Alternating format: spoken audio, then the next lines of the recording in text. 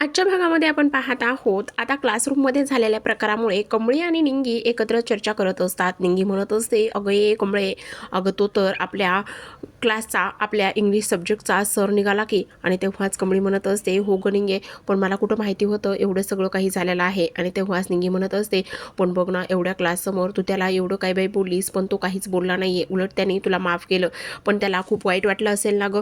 तेव्हाच आता कमळी म्हणत असते, खरंच खरंच वाईट वाटलं असेल गं. निंगी म्हणत असते, मग आपण त्याची माफी मागायला पाहिजे ना गं. हो चल, आत्ताच आपण त्याची माफी मागायला जाऊया. खरं तर इथे आता लंच ब्रेक झालेला असतो. सायबा इथे ऋषीसाठी जेवण घेऊन आलेला असतो, जे की इथे नयनताराने व्यवस्थित पॅक करून दिलेलं असतं. आणि तो मुद्दामूनच अगदीच हिरोगिरी स्टाईलने म्हणत असतो, अहो राजे, काय करताय, खावा पटकन, काय हे रसम आहे. आणि त्यासोबतच इथे खास आईसाहेबांनी तुमच्यासाठी स्वतःच्या हाताने बनवून पाठवलेले आहेत. आणि ही गुलाबजामू जे आहेत ना, ह्या गुलाबजामुनवर कोणाचीही नजर पडता कामा नये, असं म्हणूनच तो सायबा ह्याला आता सगळं काही सर्व करत असतो. तेवढ्यातच तिथे कमळी आणि निंगी आलेल्या असतात. आता आपली निंगी किती खादाड आहे हे माहीतच आहे. ती हे सगळं काही जेवण पाहिल्याच्या नंतर म्हणत असते, अय अय अय बाई, काय हे जेवण आहे, काय हे पनीर आहे, काय हे गुलाबजामुन. आणि कसलाच विचार करत नाही, धावतच जाते. आणि ते जेवण पाहिल्याच्या नंतर ऋषी म्हणत असतो, तू खाणार आहेस का. आणि तेव्हाच ती म्हणत असते, हो मला लय आवडतात गुलाबजामुन. असं म्हटल्याच्या नंतर लगेचच आता ती तिथे असलेल्या चेअरवर बसते. आणि तो म्हणत असतो, ठीक आहे खातो, पण कमळी ये तू पण बस. असं म्हटल्याच्या नंतर आता सायबा म्हणत असतो, अहो पण तुम्ही पण खा ना, ऋषीला म्हणत असतो. पण आता इथे सायबा म्हणत असतो, ठीक आहे मी त्यांना वाढतो, तुम्ही तुमचं खा बरं. पण आता इकडे निंगी पटकन वाढल्याच्या नंतर अगदीच ह्यांचं इकडं काय चाललेलं आहे त्याच्याशी काहीच घेणं देणं नव्हतं. आणि ह्या दोघीसुद्धा आता इथे ह्याला माफी मागायला आल्या असतात, हे सुद्धा निंगी विसरून जाते. आणि लगेचच तिथे जेवायला बसत असते. आता निंगीचं तरी मस्त ह्या अशा गरमागरम जेवणावर ताव मारणं सुरूच असतं. पण इकडे कमळी मात्र काही जेवायला बसत नाही. ती म्हणत असते, नाही सर नको, खरं सांगू का तर मी तुम्हाला सॉरी म्हणायला आले होते. आणि तेव्हा आज तो म्हणत असतो, इट्स ओके, खरं तर आज लई बोललो हो तुम्हासनी मी, आणि आत्ता पण आणि गावाकडं पण खरंच मी तुमची माफी मागायला आलो होतो. तेव्हाच तो म्हणत असतो, अगं असू देत ना, इट्स ओके, तुला कुठं माहिती होतं मी शिक्षक आहे म्हणून, आणि चालतं. आणि त्यासोबतच तुला आता कळलंय ना, तुझी चूक रिअलाईज झाली ना, तुझी चूक तुझ्या लक्षात आली ना, मग झालं तर. अहो पण असं कसं, चुकलंय तर माफ करायलाच पाहिजे ना, मग तेवढं माफ केलंय म्हणा की. तेव्हाच ऋषी म्हणत असतो, हो ठीक आहे मी तुला माफ करेल, पण तुला सुद्धा माझी एक गोष्ट ऐकावी लागेल. फक्त एवढंच म्हणतोय, तुला ठीक आहे, काही घाबरायची गरज नाही. मी काय म्हणतोय, गावाकडे जे काही मी केलंय त्यासाठी तू मला माफ कर, आणि इथे सुद्धा मी तुला माफ करतोय. सिंपल आहे, अगदीच बरोबर आहे ना. पण त्याच्या बदल्यात मी तुला काहीतरी देणार आहे. आणि काय देणार आहे असं पाहिल्याच्या नंतर आता साहेबा म्हणत असतो, रिलॅक्स, काही काळजी करू नका, तुम्ही जेवता का थोडंसं. असं म्हटल्याच्या नंतर लगेचच ऋषी तिथे आलेला असतो. आणि ऋषीच्या हातामध्ये एक पुस्तक असतो. तो म्हणत असतो की मला माहिती आहे तू आज मराठीमध्ये खूप सुंदर तुझी ओळख करून दिलेली आहेस, पण मराठीबरोबरच तुला इंग्लिशसुद्धा येणं तेवढंच जास्त आणि तितकंच गरजेचं आहे. आणि त्यामुळेच मी तुला हे पुस्तक देत आहे. हे पुस्तक तू नक्कीच, तुला खूप जास्त यूज होईल. ह्यामध्ये इंग्लिश शिकण्यासाठी खूप काही गोष्टी इथे तुला उपयोगी पडतील, आणि हे पुस्तक घे. असं म्हणूनच आता इथे त्या पुस्तकावर त्याने काही अक्षरं लिहिलेली असतात. आणि त्या पुस्तकावर लिहिलेली अक्षरे माय डिअर स्टुडंट असं असतं. आता तो तिला पुस्तक देतो. आणि तेव्हाच ती म्हणत असते, खरंच थँक्यू. तेव्हा तो म्हणतो, हे पुस्तक तुला खूप उपयोगी पडेल. तेव्हा आता कमळी म्हणत असते, खरंच मला हे पुस्तक फार आवडलं. आणि त्यासोबतच आता इकडे दुसऱ्या बाजूला सायबा लगेचच त्याला पेन काढून देतो. आणि पेन दिल्याच्या नंतर तो त्या पुस्तकावर लिहित असतो आणि तिला ते पुस्तक देत असतो. आणि तेवढ्यातच आता तो म्हणत असतो, आता तर तू माझ्यासोबत मैत्री करू शकतेस ना. आणि तेव्हाच आता कमळी पुन्हा भडकलेली असते. ती म्हणत असते, हेच तर, हे पटत नाहीये मला तुमचं. मला माहीत होतं मला गोड बोलून का जेवायला बसवत होतात तर, आणि तुमचं सगळ्यांचं असंच असतं, तुमचा आदर करत होते मी. तुम्ही ना बोट धरायला दिलं तर लगेचच हात कधी पकडाल ना ते तुम्हाला कळतच नाही. आणि त्यासोबतच मी तुमच्याशी कुठलंच नातं ठेवणार नाही, किंवा मैत्री तर अजिबातच नाही. असं म्हटल्या क्षणी लगेचच तो म्हणत असतो, अगं सॉरी, चुकलो, सॉरी, माफ तर कर. पण ती त्याचं काहीच ऐकत नाही. आणि काहीच न ऐकल्यामुळे बसलेल्या निंगीला लगेचच हाताला धरते आणि तिला ओढतच तिथून घेऊन जाते. त्यावर आता मला गुलाबजामुन तरी खाऊ द्यायचाच ना गं, असंच ती इथे बोलत असते. तर आता इथे सायबा म्हणत असतो, मी तुला म्हटलं होतं जरा दमाने घे, जरा धीराने घे, पण तुला कुठे कळतंय ते. असं म्हणूनच आता इकडे दुसऱ्या बाजूला सकाळीच इथे कामिनी घराच्या बाहेर पडलेली असते. आणि सकाळीच कामिनी घराच्या बाहेर पडल्याच्या नंतर रागिणीने पाहिलेलं असतं की तिची आई घरात नाहीये. मग ती इथे शोधाशोध असं करायला सुरुवात करत असते, घरात नाहीये, कुठे गेली असेल. आणि त्यासोबतच तिने कामिनीला फोन करते, काय मग आता तुम्ही कुठे गेले आहात, मंदिराला गेलात का सलूनमध्ये गेलात, मग तुम्हाला एवढा वेळ कसा लागलेला आहे. पण एक मिनटं मला खरं खरं सांग, तू पहाटेच घरातून निघालीस ना, मग कुठे गेलेली आहेस. तेवढ्यातच इकडे कामिनी म्हणत असते, मी कोल्हापूरला चालले. काय काय कोल्हापूरला? कोल्हापूरला कशाला? अगं म्हणजे ती ती न त्या माझ्या सासूची नात आणि सून जिवंत आहे, हे कळलंय का तुला? तेव्हाच कामिनी म्हणत असते, अगं जरा दमाने घे. मी कोल्हापूरला जाणार आहे आणि सगळा काही शोध घेणार आहे. ती वहिनीची सून आणि नात जिवंत आहेत का नाही, पण असतील तेव्हाच तर मला ते भेटतील ना. पण आता रागिनी म्हणत असते, आई खरंच तुला वाटतंय ती लोक भेटतील? तेव्हाच कामिनी म्हणत असते, जाऊन बघितल्याशिवाय मला कसं कळेल, आणि त्यामुळेच मी चालले. आणि काही जरी झालं तरी सुद्धा उद्या ती लोक आपल्यासमोर येऊन उभी राहिली तर मग काय करायचं? असं आता आपल्याला अलर्ट राहायलाच लागेल, म्हणूनच ती गावाकडे निघालेली असते. आता इकडे दुसऱ्या बाजूला कमळी ते पुस्तक घेऊन बाहेर कॉलेजच्या येते आणि कॉलेजच्या बाहेर आल्याच्या नंतर आता निंगी तिला म्हणत असते, काय मला किती गुलाबजामुन खायचे होते, एवढं समोर पनीर होतं पण पनीरसुद्धा खायला भेटलं नाही, त्यासोबतच गुलाबजामुन खायचे होते ते सुद्धा खाता नाही आले. तेव्हा कमळी म्हणते, अगं काय असं हवेतच बोलते, जरा माझ्याशी पण बोल ना. तेव्हाच आता निंगी बोलत असते, काय बोलू तुझ्याशी, तू बोलून कुठे ऐकणार आहेस का माझं? नाही ऐकणार ना. आणि तेव्हाच कमळी म्हणत असते, काय गुलाबजामुनचं काय घेऊन बसलेली आहेस, पण तुला एवढं चिडायला काय झालंय ग? आणि तेव्हाच आता कमळी म्हणत असते, हे बघ तू त्यांची एवढी बाजू का घेतेस ग? आणि त्यासोबतच तुला ते ऋषी सर एवढे का बरं चांगले वाटतायत, आणि तुला माहिती नाही हे शहरातली लोक कशी असतात आणि कशी आपल्याला त्रास देत आहेत, आणि उगाचच तू त्यांची बाजू अजिबातच घेऊ नकोस. असंच आता ती तिला बोलत असते. तेव्हाच आता इथे हे ना पुस्तक घ्यायलाच नको पाहिजे होतं, चल ह्यांना ना आत्ताच्या आत्ता ते पुस्तक मी निघूनच देते, असं ती बोलत असते. आणि असं बोलल्याच्या नंतर ती लगेचच म्हणत असते, बघू दे जरा मला काय लिहिलेलं आहे त्या पुस्तकामध्ये, आणि मी जर एकदा ते पुस्तक पाहते. आणि तेव्हाच आता ती कमळीच्या हातातून जे पुस्तक आहे ते घेत असते, आणि कमळीच्या हातून पुस्तक घेतल्याच्या नंतर ती पाहते तर बघ बरं यामध्ये काय लिहिलेलं आहे, फॉर माय स्टुडंट, एवढंच तर लिहिलेलं आहे ना. आणि आता जर तू त्यांना ते पुस्तक परत द्यायला गेलीस तर त्यांना काय वाटेल, त्यांना वाईट वाटणार नाहीये का? आणि तेव्हाच तुझ्या काळजीपोटी आणि तुला 4 इंग्रजीचे शब्द शिकता यावेत आणि त्यासोबत तुझा फायदा व्हावा म्हणूनच त्यांनी हे पुस्तक तुला दिलेलं आहे ना. आणि आता तू त्यांना परत द्यायला निघणार आहेस का, असंच इथे ती बोलत असते.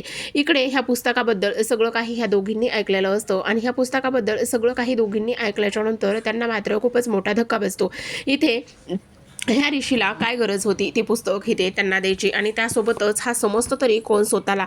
ह्या एक ना अनेक गोष्टी आता इथे ते बोलत असतात. आणि त्यासोबत आता हे सगळं पुस्तक एवढं चांगलं आहे कळल्याच्या नंतर अनिका म्हणत असते, नाही काही जरी झालं तरी ह्या पोरीला मी इंग्रजी शिकूच देणार नाही, काही जरी झालं तरी सुद्धा ते पुस्तक आपण घ्यायचंच आहे, असंच आता इथे ती बोलत असते. मैत्रिणीला बोलल्याच्या नंतर आता तिचा जो मित्र आहे, ज्या मित्राने इथे तिचा क्लासमध्ये अपमान केलेला असतो, आणि त्याच मित्राला आता ती लगेचच बोलवत असते, काही जरी झालं तरी सुद्धा आता मी ते पुस्तक कसं मिळवते तेच बघ. इकडे कामिनी ऑलमोस्ट आता सिद्धटेक गावाला जाऊन पोहोचलेली असते. तिच्यासोबत तिचे 2-4 माणसं सुद्धा असतात, आणि त्या सिद्धटेक गावाला जाऊन पोहोचल्याच्या नंतर एक माणूस किंवा एक मुलगा त्या गावामध्ये तिला प्रथमच दिसतो. तो सगळ्या गावाची खबर आणि सगळं काही ठेवत असतो, आणि त्या मुलाला पाहिल्याच्या नंतर कामिनी विचार करते, आता ह्याच्याशीच बोलून काय ते इथे निसरावं लागणार आहे. तर इकडे मात्र अनिका आता कमळीकडून पुस्तक कसं घ्यायचं याच्याबद्दलच तिच्या मैत्रिणीसोबत प्लॅन करून डिस्कस केलेलं असतं. इकडे कामिनी त्या मुलाला आवाज देते, आणि आवाज दिल्याच्या नंतर म्हणत असते, ह्या गावामध्ये गौरी कुठे राहते? आणि तेव्हाच तो म्हणत असतो, काय गौरीच्या घरी जायचंय तुम्हाला? आणि तेवढ्यातच कामिनी म्हणत असते, हो तुला माहिती का गौरी कुठे राहते ते? आणि जर तुला माहिती असेल तर तू आम्हाला त्या गौरीच्या घरी घेऊन चल. असं बोलल्याच्या नंतर तू खाली उतरणार आहेस का? तेव्हाच तो मुलगा म्हणत असतो, हो हो हो उतरणार तर आहे ना, पण तुम्ही तेच का होते रिसॉर्टवाले? तुम्ही त्या मागच्या वेळेस रिसॉर्टमध्ये राहायला आले होते, तुम्ही तीच लोक आहात ना? असं इथे तो जो मुलगा आहे तो इथे बोलत असतो. आणि तेव्हाच कामिनी म्हणत असते, हो आम्ही तीच लोक आहोत, पण तुला माहिती का या गावामध्ये गौरी कुठे राहते ते? आणि जर माहिती असेल तर तू खाली उतर आणि आम्हाला लगेचच सांगायला ये. असंच ती इथे बोलत असते. तर इकडे दुसऱ्या बाजूला ऋषी आता कॉलेजमधून घरी निघालेला असतो. घरी निघाल्याच्या नंतर तेवढ्यातच अनिकाचा त्याला फोन आलेला असतो, आणि अनिकाचा फोन आल्याच्या नंतर ती म्हणत असते, हाय ऋषी. आणि तेव्हाच तो बोलत असतो, हां बोल काय झालं? तेव्हाच इथे ती म्हणत असते, त्या मुलीने कॉलेजमध्ये क्लासमध्ये तुझा एवढा अपमान केला, तुला एवढं सगळं काही ती बोलली, मग तिला धडा शिकवायलाच हवं ना.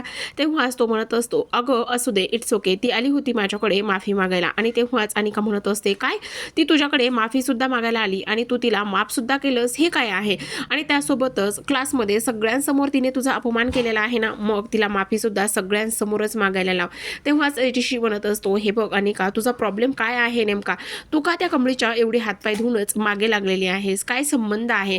असाच इथे आता ऋषी बोलत असतो, पण अनिका म्हणत असते, नाही काही जरी झालं तरी सुद्धा तिने तुझा अपमान केलेला आहे आणि तिने तुझा अपमान केल्यामुळेच आता तिला माफीसुद्धा सगळ्यांसमोरच मागावी लागणार आहे. तेव्हाच ऋषी म्हणत असतो, हे बघ लिव आणि हे सगळं सोडून दे, ह्या सगळ्या गोष्टी करण्याची काही गरज नाही. पण अनिका मात्र काही केल्या ऐकत नसते. तेव्हाच ऋषी म्हणत असतो, अरे पण तू एवढा इनोसंट आहेस आणि तिची काळजी करण्याची काहीच गरज नाहीये आणि मी एक गोष्ट ऐकलेली आहे की तू तिला बुकसुद्धा गिफ्ट केला आहेस. तेव्हाच ऋषी म्हणत असतो, हो तुला माझी काळजी करण्याची काहीच गरज नाही आणि त्यासोबतच मी तिला गिफ्ट दिलेला आहे आणि त्यासोबत सगळ्यात महत्त्वाची गोष्ट मी तिला माफसुद्धा केलेला आहे. ही गोष्ट ऐकल्यावर अनिका मात्र अगदीच चरफडत असते.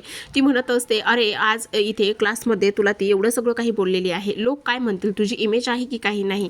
तेव्हाच ऋषी तिला म्हणत असतो, तू माझ्या इमेजची अजिबात काळजी करू नकोस. तेवढ्यातच तो फोन ठेवतो आणि इकडे अनिका म्हणत असते, तुझ्या इमेजची काळजी मी करणार नाही तर कोण करणार. ऋषी तू तिला गिफ्ट दिलंस ना, आता बघच मी त्या गिफ्टसोबत काय करते.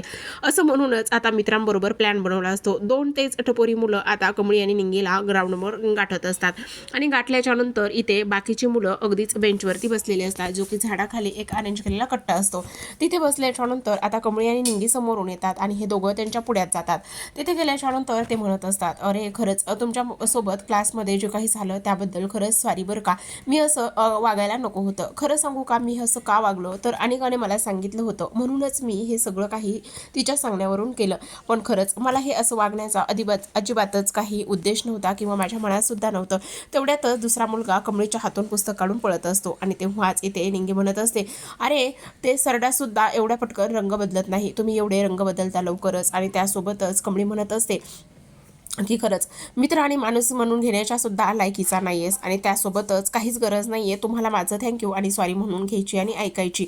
असं म्हणूनच ती तिथून निघणार असते. तेवढ्यातच बाकीच्या ह्या तिघीजणी तिथे येतात आणि त्या तिघीजणी आल्याच्या नंतर त्या म्हणत असतात, काही कर पण हे पुस्तक आम्हाला दे. आणि त्यातली एक जण ते पुस्तक हातातून काढून सुद्धा घेते आणि तेवढ्यातच कमळी आणि निंगी जोर लावूनच तिच्या हातातून ते पुस्तक काढून घेतात आणि तेव्हा कमळी म्हणत असते, तुम्हाला काय चाललंय, काय करायचं आहे का, तुम्ही उगाचच माझ्या वाट्यात जाताय, मी तुमच्या वाट्यात तरी जाते का, मी तुमच्या रस्त्यात तरी येते का, नाही येत ना, मग तुम्ही सतत माझ्या रस्त्यात का बरं येत आहात. तेव्हाच ती म्हणत असते, आमच्याकडून पाहिजे तेवढे पैसे घे पण हे पुस्तक आम्हाला दे. तेव्हा कमळी म्हणत असते, प्रत्येक गोष्टीचं मोल हे पैशात तोलता येत नाही आणि तुम्हाला काय वाटलं की हे पुस्तक मी तुम्हाला एवढ्या सहजासहजी देईल. आणि आणखी एक गोष्ट सांगते, हे बघा आम्हाला त्रास देणं बंद करा आणि आम्हाला जर तुम्ही त्याचा त्रास दिला तर आम्ही अन्नपूर्णा मॅडमला इथे कंप्लेंट करू, कारण अन्नपूर्णा मॅडमने इथे आमची सगळी जिम्मेदारी घेतलेली आहे. असं खडे बोलच आता कमळी इथे तिच्या मैत्रिणींना आणि त्या मित्राला सुनावत असते आणि तिथून निघून जात असते.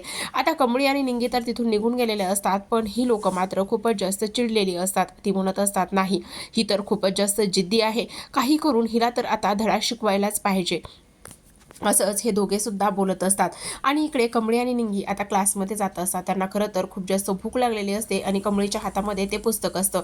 इकडे आता पुस्तक तर भेटलेलं नसतं, त्यामुळे अनिका तिचे मित्रमैत्रिणी खूपच विचार करत असतात. तो मित्र म्हणत असतो, नाही सगळ्यांसमोर माझा हिने आत्ता अपमान केलेला आहे, मला नडलेली आहे, आता ही खूप एवढी जिद्दी आहे ना, तर बघच आता मी काय करतोय ते. असंच आता म्हणून तो पुढचा प्लॅन करत असतो.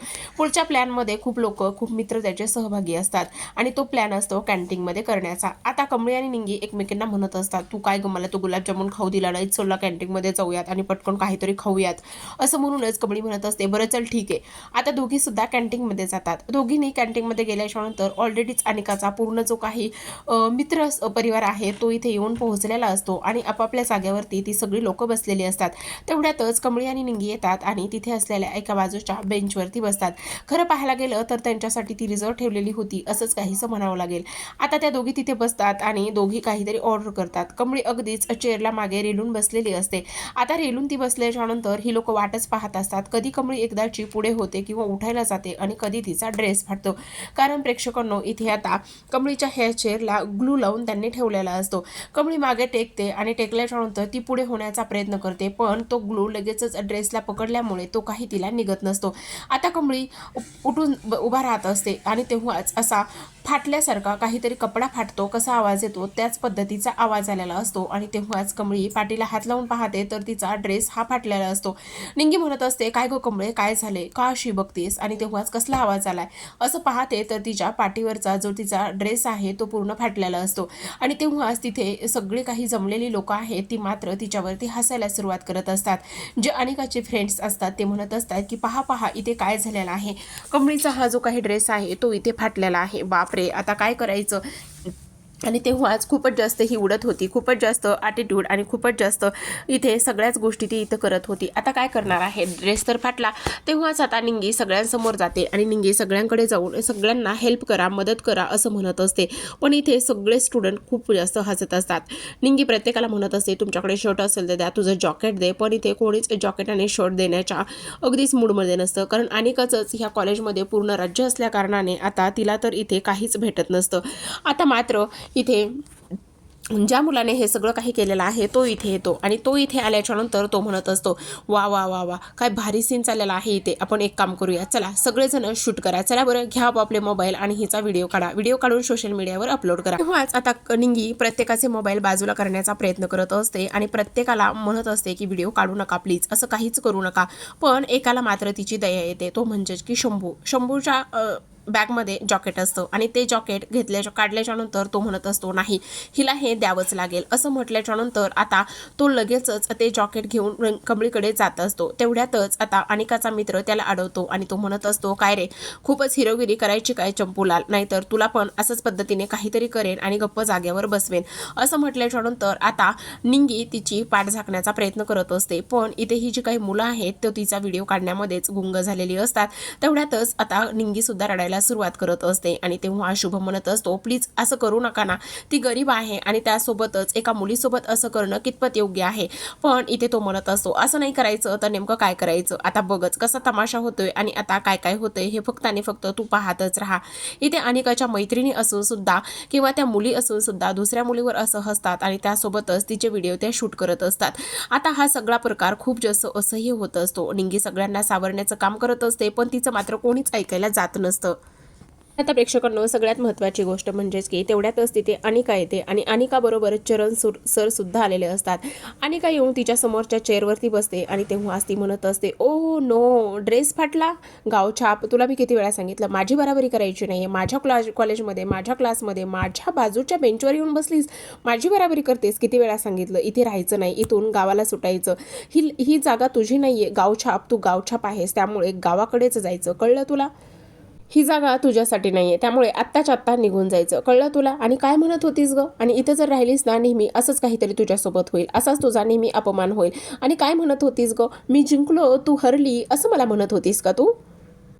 आता तुला कळलं का कोण जिंकलं, कळलं ना कोण जिंकलं, रादर दॅन इथे फक्त आणि फक्त आणि काच जिंकते हे मात्र तू कायमस्वरूपी लक्षात ठेव.